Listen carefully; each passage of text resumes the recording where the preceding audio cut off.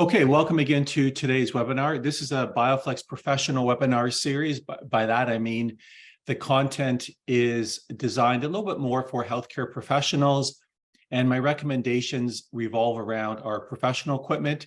Doesn't mean that if you're not a healthcare professional, you can't watch or participate.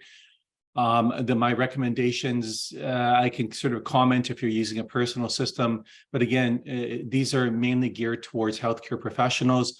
But I find that a lot of non-healthcare professionals are tuning in and watching out of self-interest, which is wonderful. Remember that you can ask questions at any given time through the Q&A box, not the chat box. At the end, I don't look at the chat. I can't sort of do two things at once, apparently. So just ask questions in the Q&A box. Certainly you can chat away in the chat box to one another.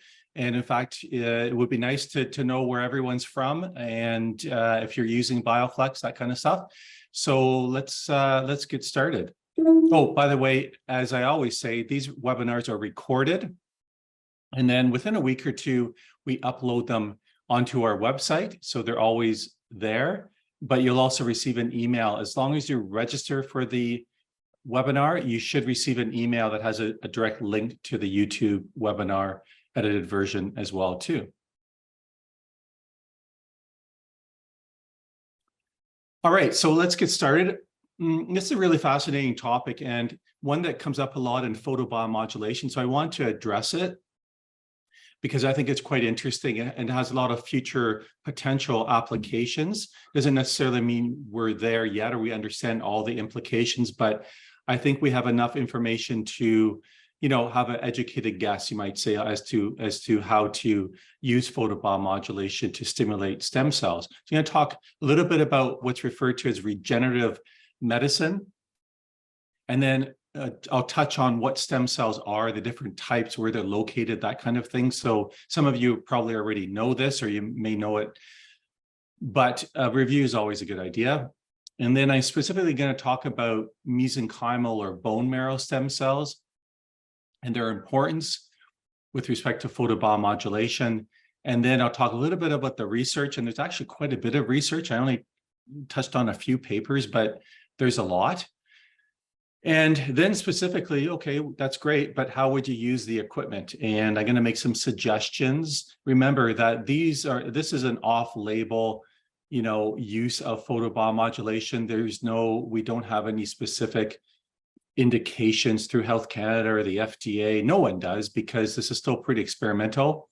So my thoughts and opinions are based on the research and not coming to you from an actual authoritative, regulatory indications. If you can read between the lines, is what I'm trying to say. And then we'll have some time for a Q&A.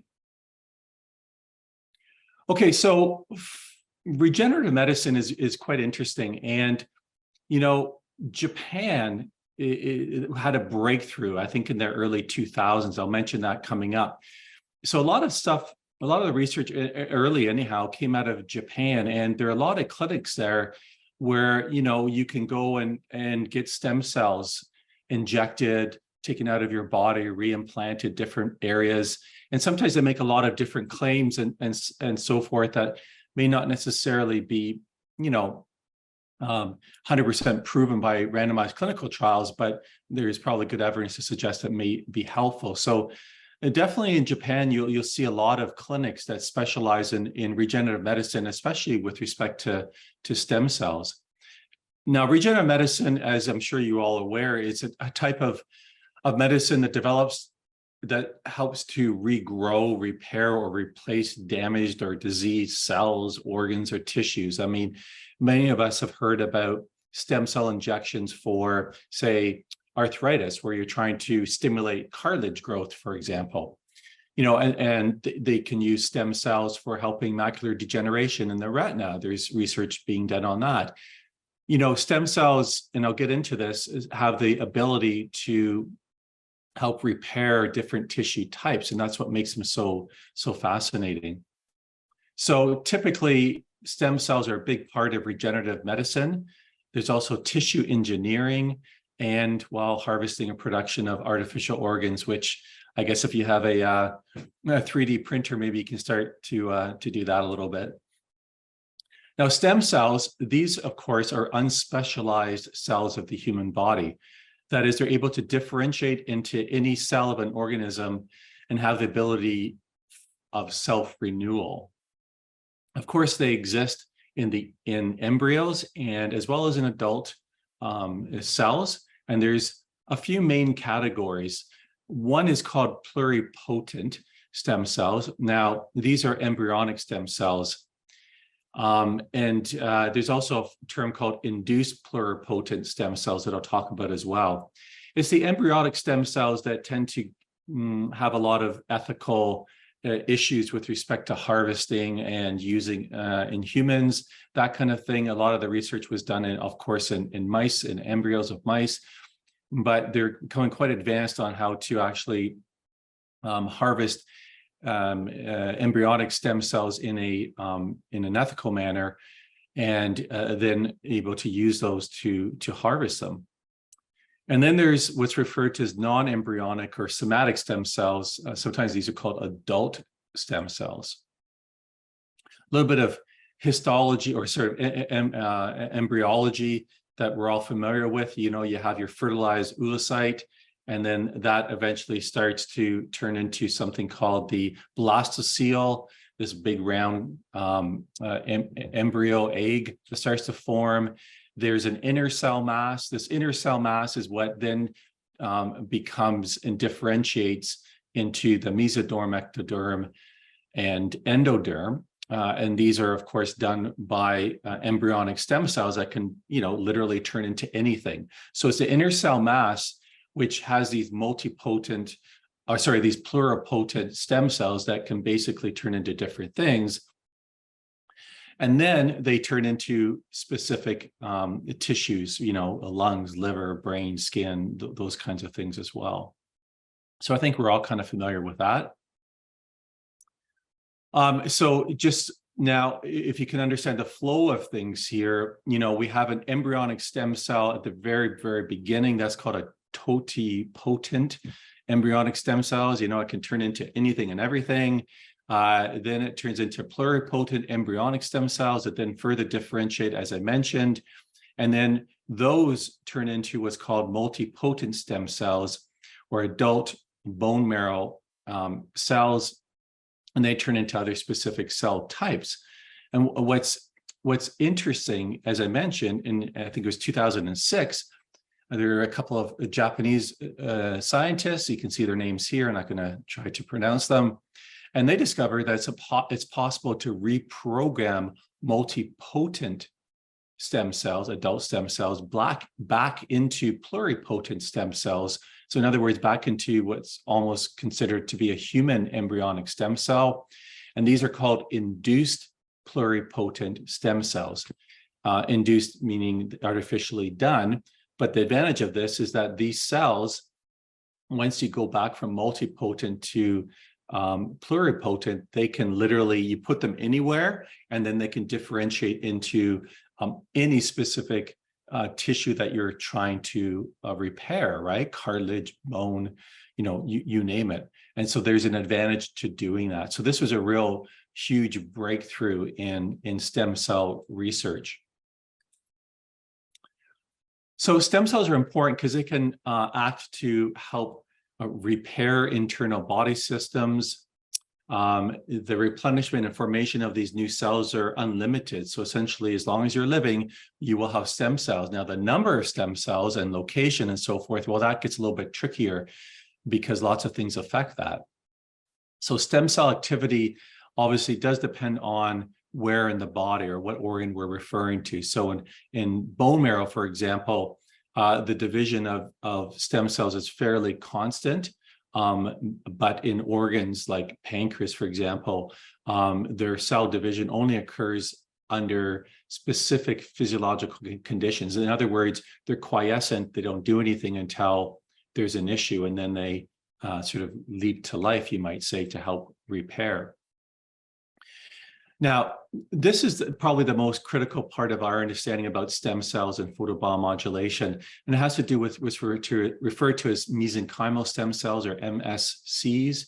And these are undifferentiated multipotent stromal cells found. Initially, they located them in the bone marrow, but then they found that these mesenchymal stem cells are everywhere in the body, which is really interesting because if they're circulating around, they have the potential to help repair damaged tissues, right? It's relatively rare cell population. So if I were to look at the blood, you wouldn't see that many stem cells around. I mean, there's a lot more other cell types, red blood cells, white blood cells, and so forth. But there's a certain amount of these mesenchymal stem cells floating around as well. And they're significant because they have self-renewal capacity. And essentially, it's considered a reservoir of reparative cells in the body. So if there's an injury, if there's inflammation or what have you, they have the ability to mobilize and home in on injured tissues and help with the repair. So the more circulating mesenchymal stem cells you have, the more repair that you can do in the body. So you think, oh, okay, well, you think about, I don't know, like an injury or whatever, but we're talking about everything in the body. On a daily basis, you wake up, you got shit happening in your body. As you get older, you get atherosclerosis, inflammation, right? And you have tissue damage in the lining of the arteries. Well, that's one example where this might be a potential way of helping with this. I'm not saying cure, I'm not saying whatever, I'm saying there's a potential that it might be helpful for something like that. So mesenchymal stem cells can pretty much turn into most tissue types. They can turn to nerve cells, liver cells, fibroblasts, which make collagen. They can turn into muscle cells, whether it's skeletal or cardiac muscle cells. Okay, so they have lots of differentiation abilities.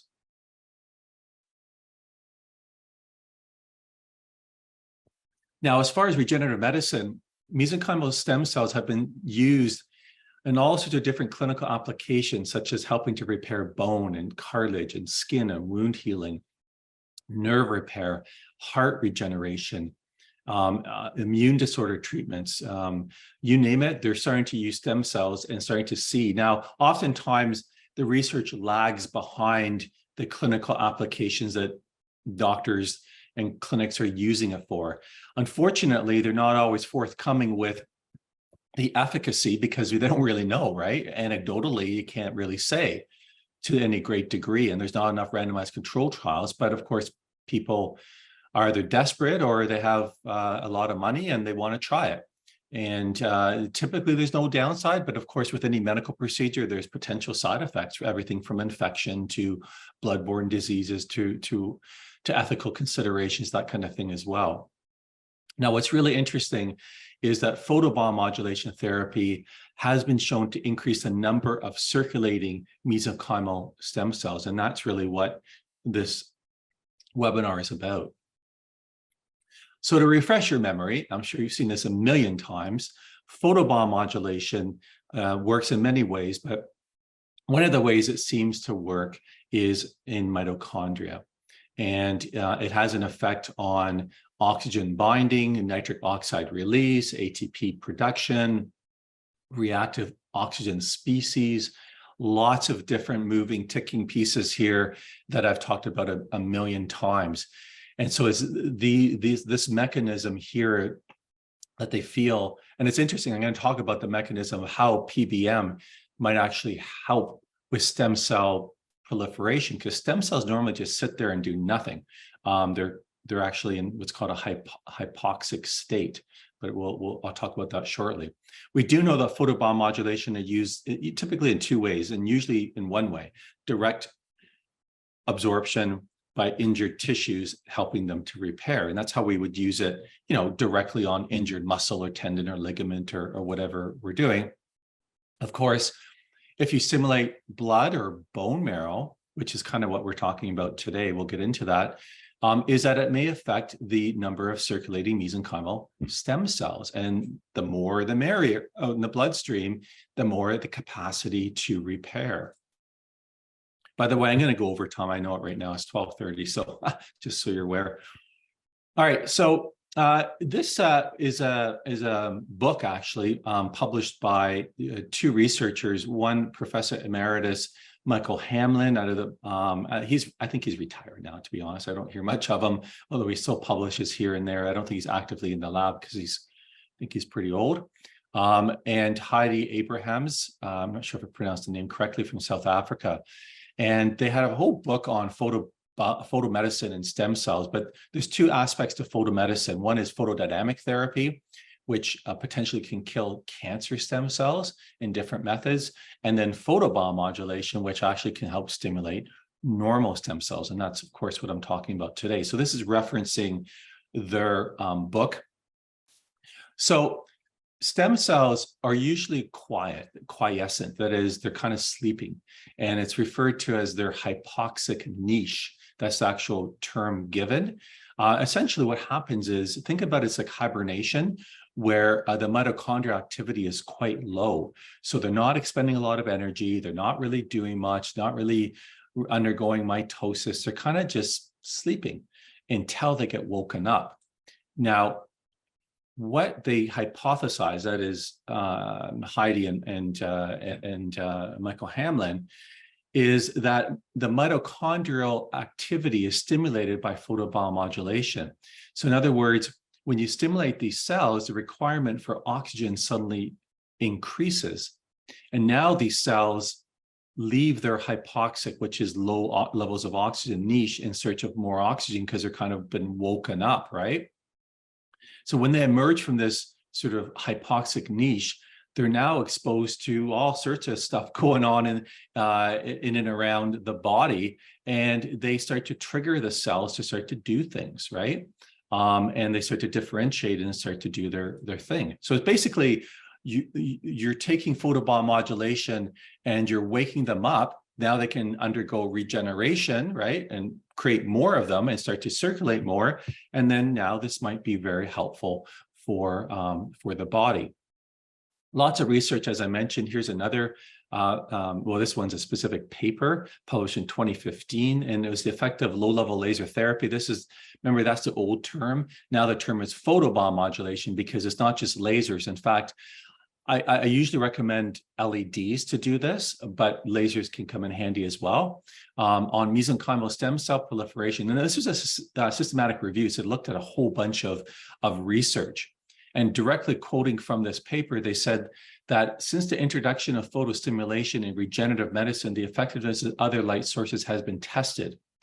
And what they found through the research that they looked at was that LEDs in experimental and clinical studies help promote cell biostimulation similar to lasers, right? So anyone, and I don't get as many inquiries now, but I still get people saying, oh, you know, lasers are better, or why don't you use lasers, or this or that. Well, we do use lasers professionally, as you well know, but they're also dangerous, and they're maybe not as efficient if you're trying to treat a larger area. So laser therapy, again, this is direct quote from this paper, is that it significantly increases the initial number of stem cells before differentiation, thus increasing the number of differentiated cells for tissue, say, for example, for tissue engineering or regenerative and healing processes. So in other words, you know, you can stimulate an area and then draw it out, you know, through syringe and then re-inject it, or you can just stimulate the area around that area as well. So this paper looked at 463 research papers. They settled on 24, and I think 5 of them were excluded. So they had around 19 research papers they looked at. And they found that the studies available show that LLT, or photobiomodulation, significantly increases the proliferation rate of stem cells derived mainly from bone marrow and adipose tissue. So this is important because we can talk about how you might target tissues for stem cell production. So another important point that they reference here is that it should be taken into consideration that photobiomodulation, or LLT, and its standardization of parameters used in order to obtain these desired effects is still not really understood clearly. Now, this paper was published in Nature. Now, if you know research journals, you know that Nature and Science, and there's a few others, these are the top tier research, clinical or research science journals out there. If it's published in Nature, you, number one is you've come to the, your peak of research, capability, you might say, or whatever, because everyone wants to get something published in Nature or Science because it has a huge impact factor. People reference them all the time. The science is done extremely well. A lot of really good papers that are well, robustly peer reviewed, right? So when it's published in there, you can basically say, well, there's something to it.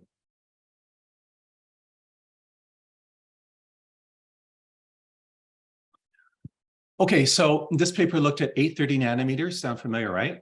Photobiomodulation, and it helps promote engraftment of human umbilical cord blood-derived hematopoietic stem cells.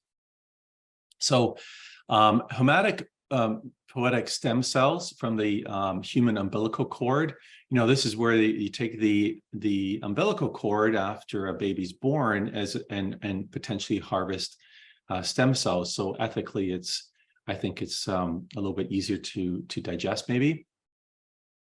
But the problem with using these is that there's a low efficacy of engraftment, which restrict their clinical use. In other words, they take them out, but they don't seem to survive or do very well.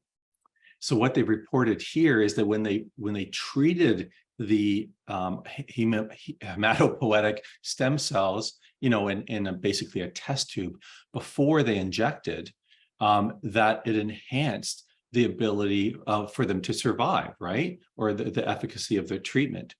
Now, they used effluence of 2 joules per centimeter squared. That's really low.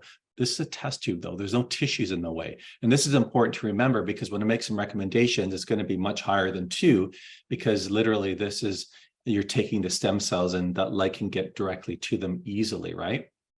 They use near infrared, 830 nanometers. That's exactly the wavelength that we tend to use here at BioFlex as well. And they used LEDs, okay? So they irradiated the stem cells, and then they injected them, infused them into the mice. And they found that when the cells that were pre-treated with 830 nanometers had a 3-fold higher of the mean percentage compared to the sham cells. So they basically found that photobiomodulation can potentially be a safe, convenient, and cost-effective modality to improve the hematological reconstitution in patients. I mean, it's basically saying just a way of helping improve stem cell injections.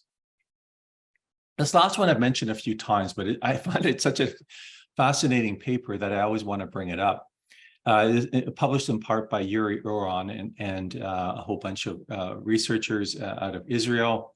And they looked at stimulating bone marrow in pigs and then seeing if it had an effect on post-myocardial infarction in pigs. In other words, they looked to see if it helped to repair the myocardial tissue damage after the myocardium after myocardial infarction. So without going into a lot of details, it's kind of gory, but they used catheter balloons and they blocked arteries, caused a localized myocardial infarction. Prior to that, the pigs had a little hole or holes drilled into the ilium, which is where you find nice bone marrow, and the tibia, and they irradiated the inside of the bone marrow. And then had the myocardial infarction, and over a period of time, they observed the amount of tissue damage and the repair and compared to the control. So essentially, that's what they were trying to do. And what they found overall, they were 68% less damage when the bone marrow was irradiated. So in other words, 68% less heart damage when the bone marrow was irradiated before the myocardial infarction. And I mean, pigs, by the way, have physiology that's extremely close to humans. I'm not sure if you're aware of that or not, but they are. We're pretty much pig-like, if you want to look at it that way. So I personally don't eat pork, but not just because they're smart animals and everything. Well, maybe that's part of it, right? Anyway, maybe I shouldn't go into that. All right, so let's take a look at the results. On the left, you can see this yellow circle, and the white corresponds to collagen and scar tissue. This was a non-laser treated pig. On the right, next to it, you can see a much smaller area of white, and that represents scar tissue or tissue damage in the laser treated portion. And now these are slices, coronal slices through the heart. And then you can see as you go along the different levels significantly, well, they mentioned a 68% less tissue damage. So why is that? Well, it's because more than likely, the number of circulating mesenchymal stem cells was increased substantially by irradiating the bone marrow. So now you have a way more stem cells floating around the blood, and they get activated and drawn to tissue damage, right? And that's why you saw those results. I mean, it's pretty amazing to see that kind of thing. So what does this all mean? We're running out of time. Maybe I should just stop now. Just kidding. Okay, so first of all, increasing circulating mesenchymal stem cells have the potential to help, your body heal on a daily basis, micro trauma, other trauma. I mentioned our atherosclerosis, for example. I am not saying, this is your only treatment for atherosclerosis. We all know what you should be doing for atherosclerosis, right? Proper diet and proper exercise. Those are the key factors. Like, you can't be lazy, and you have to have good nutrition. There's some hereditary stuff there, but if you do that, then that will be your key. Now, other things that might be helpful, well, maybe photobiomodulation. So we need a lot more research to figure out, what it can do for stem cells, how it can help the body, what kind of dosaging regimes, that kind of thing. But we also know that, hey, let's be realistic here, is that photobiomodulation, it's safe, right? There's no known side effects, it's non-invasive, and they're already showing that may be helpful in regenerative medicine. So why not, right? If you've got a system at home, why don't you use it at home? Or why don't you potentially maybe, now, as far as patients go, you have to be a little bit careful, right? Because you're not saying that's your only treatment. You'd be also irradiating the damaged area as well. And, so for example, if you're treating a specific area, then maybe stimulate some bone marrow as well, because maybe this might have an effect, a systemic effect as well. So traditionally in regenerative medicine, they harvest stem cells, right? And so they tend to, take a big needle and they'll inject, push it through the ileum or the sternum. Or they may take it from fatty tissue as well. It's a really common way of doing it, although I don't think it's quite as good. And I'll talk about adipose mesenchymal cells as well. But most sites are the hip and the sternum. Now, the hip is problematic because the ileum is deep to muscles, your glutes muscles and your psoas and all that. It's hard to get light in there. Not to mention the cortical thickness of the ileum it's quite thick. The cortex bone is thick and therefore difficult to get light to penetrate. So the sternum. And now if you've listened to our webinars in the past or master classes, that kind of thing, you've heard Dr. Ben Ewan speak a lot, and he's mentioned about this, treating the sternum for helping with stem cell replication. So it's not anything that we haven't talked about before. The sternum, as you know, in the manubrium, these are pretty accessible to photobiomodulation. It's about 20 centimeters long, a few centimeters wide, but a centimeter thick. And the cortical bone thickness is extremely difficult to get a number. I mean, I swear, I've tried to figure this out, I don't know how many times on PubMed and everywhere else. Very few references. In general, it seems to be around 1.2, 1.3, I don't know, around there, millimeters in thickness. So it's pretty thin cortical bone. And this is important because it allows light to penetrate through a little bit easier, especially near infrared. So if you, whoops, let me back that up. So if you look at a CT scan, you can see here that the white is the cortical bone and the dark is the bone marrow. Okay, so you can see that there's, there's certain areas where it's thicker, certain areas where it's thinner, but in general, the body of the sternum would be where it's the thinnest. That's where fractures occur most frequently as well. So that's kind of the area, I'll show you where to place the array, but it just kind of common sense. So for reference sake, if you have a dual 240 array, I mean, typically that's what you're going to be using. You might have a dual 180, same kind of deal.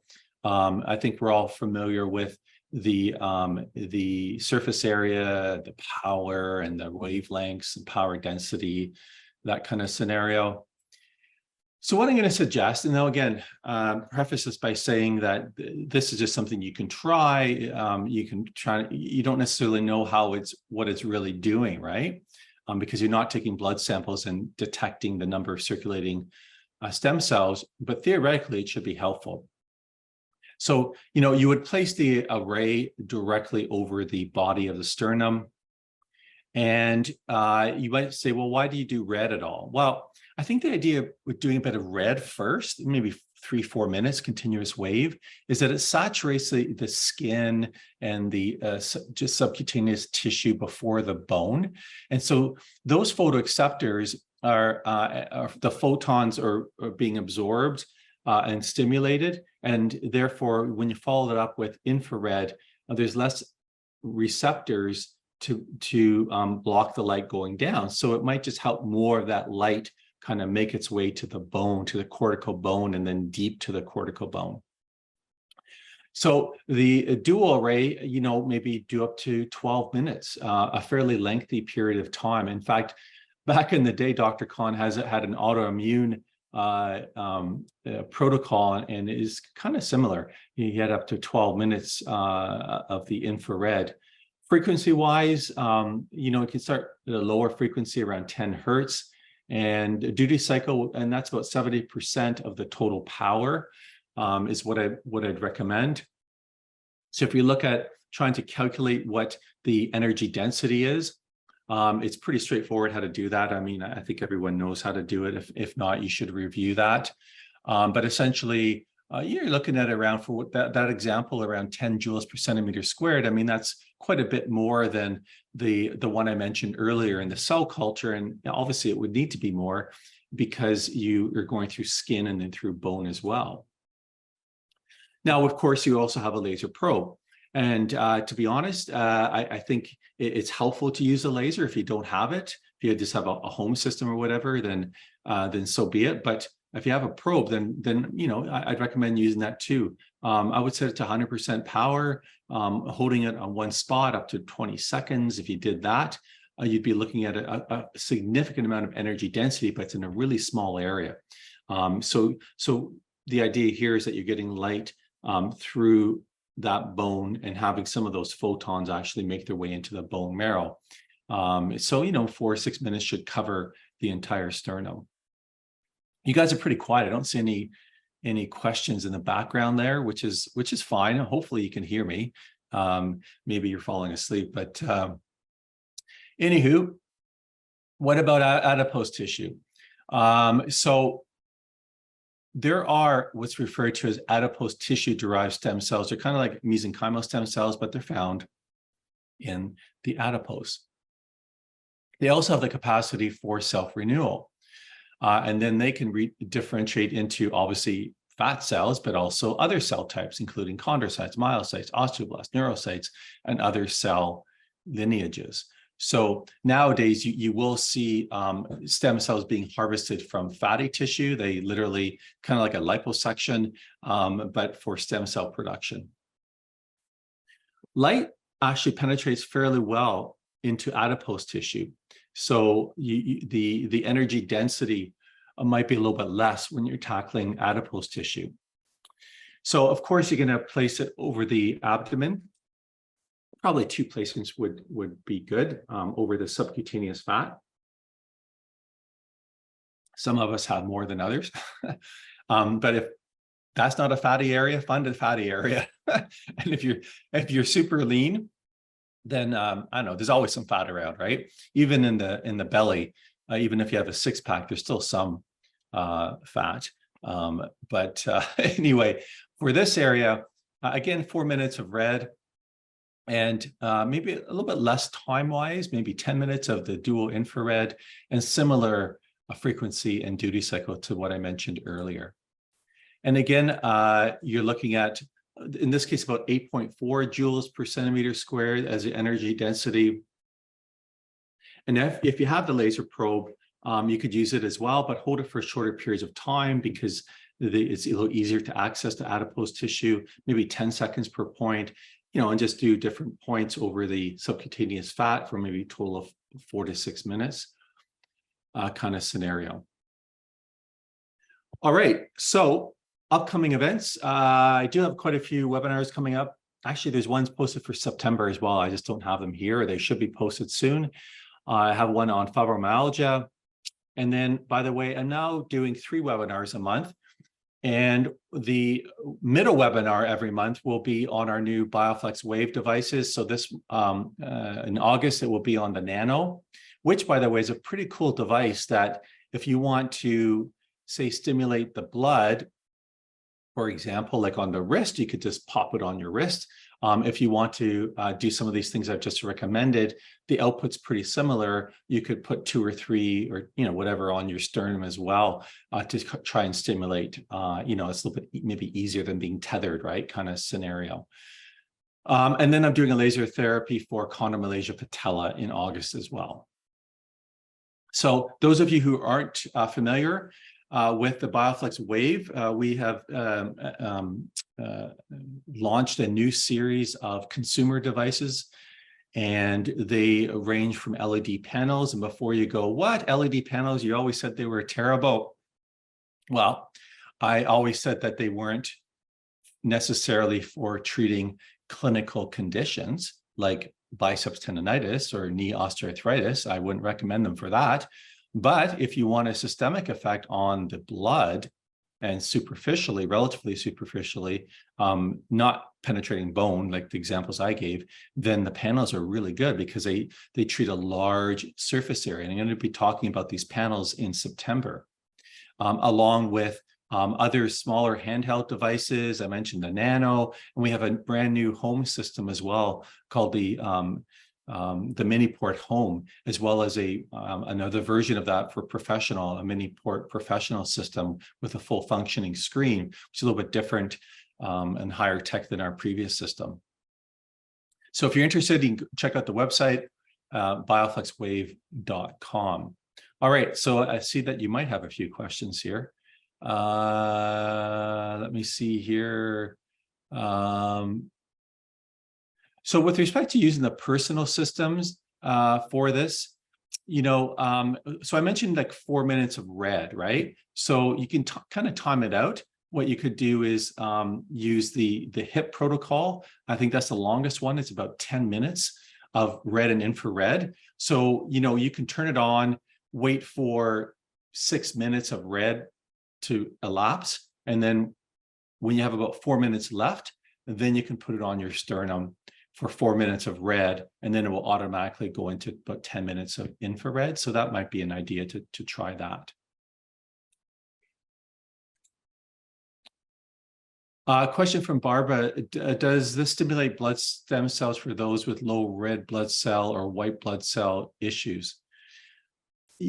Yeah, so when we talk about issues with low white blood cell count or red blood cell count, that kind of scenario, it's a bit different scenario because traditionally is you're looking at other organs that are doing that in the bone marrow, for example, it's not going to help the production necessarily of increasing your red blood cell count to any substantial degree. I've never seen any research on that, so I wouldn't necessarily say it would treat those kinds of conditions. Would this be beneficial for reproductive area as well as for targeting stem cells? Benefit this reproductive area as well as, and would the targeting of stem cells benefit this? I'm not quite sure what you mean exactly by that. Of course, there's some emerging research on using photobiomodulation for infertility. It can also increase sperm motility and sperm count in animals. So they've been showing, and they've been using it for those kinds of applications as well. Another one here, you mentioned other webinars, probing too long at the same time will bring negative effects to patients. How long do you recommend for probing time? I think I covered how long I'd recommend, that the 10 seconds or 20 seconds earlier in this webinar. But remember that the target here is bone marrow, so you're going through bone, and so you're not really going to get a lot of light into the bone marrow, and it's not what you're trying to do is wake up these mesenchymal stem cells and stimulate them. So you're not dealing with injured cells that if you overstimulate them, you may actually be counterproductive. But again, we don't know a lot about this, right? So this is still pretty emerging and experimental. Sternocortical bone thickness might be found in reference pathology text. Yeah, Sharon, I swear I've looked everywhere. I mean, I did find some references and I did mention those, but it's just not a number that seems to be out there, even when you search all the research. But maybe a textbook would be the better answer there. Could you say more about the autoimmune protocol? As you mentioned, lasers can be dangerous. Would you mind saying more about this? Are there any risks associated with long-term use? Well, the danger with lasers is, of course, eye damage, and we don't know the effects on cancer, photobiomodulation, although, and I've talked about it in the past, it's highly unlikely in vivo it's going to have a negative effect. In vitro, it's shown to do both, positive and negative. But the autoimmune protocol, Dr. Khan had developed one for conditions like rheumatoid arthritis, those kinds of issues, and it seemed to be helpful. So there is that protocol. If you have our system, then we can send you Dr. Khan's, his take on his protocols. These aren't standardized indicated protocols. These are ones that he kind of developed on his own that weren't necessarily approved by the regulatory bodies. I'm trying to dance around that. What if you have the 2-array system? Yeah, so if you have the old system, it's quite simple. Just use the LSR 750 for 4 minutes, set that for 4 minutes, and then customize the LSI. And I don't remember what they were referred to because it's been a while. The infrared array for that time frame that I mentioned. Oh, it's been that long. Which body part in the BioFlex 180 do you select for sternum cells? I think I already mentioned that, the hip. Can you use the nano of the sternum? I don't see why not. Does any of the devices come as class B? Yeah, absolutely. So our professional equipment, all of them have laser probes. I talked about LEDs a lot today, but professional wise, and that's kind of what I'm referencing today, they all have a class 3B laser, whether it's an infrared and or red wavelength, DIONI. So yeah, we definitely use lasers as well as the LED arrays in our professional equipment. If you want to know more about it, reach out to me and I can send you more information, some brochures and that kind of thing. Oh, shoot, I just deleted a question. Oh, well, sorry. Helpful for leukemia or stem cell transplant, or is this the same answer as red blood cells? No, I would not say it's going to, you would use it to treat leukemia. That's obviously a bone marrow hemopoietic issue where they're genetically triggered, to go crazy. And that's not something that at this point, photobiomodulation probably is going to be what you would use. Do you have any recommendation for monoclonal gammopathy of undetermined significance? Should you be aware of it? Do you have any recommendation for? No, I don't know a lot about that, but it sounds like a systemic issue. And yeah, I've never seen it crop up with photobiomodulation, Rachel. A question about using it on the thyroid. It's actually contraindicated on a normal healthy thyroid. There's a couple of research trials using it for hypothyroidism or Hashimoto's disease, and it was helpful, but that was under the guidance of where they're doing blood testing, and they had immune specialists involved with these trials, right? So when you're dealing with stuff like this, I don't know, I would just be experimenting with your body on that. You need to be able to understand what you're doing, why you're doing it, and have things monitored and measured. Just like you're not going to buy a surgical blade and take off that ganglion cyst on your own, or maybe you might, but I don't recommend it. Any stem cell stimulation for orthopedics? Yeah, exactly. So that's the whole thing. There's some research showing that post-stem cell injection or even platelet-rich plasma injection, that it might be helpful to do photobiomodulation to have a synergistic and increased benefit. All right, thanks so much for joining me today. We'll see you next time. Have a great day.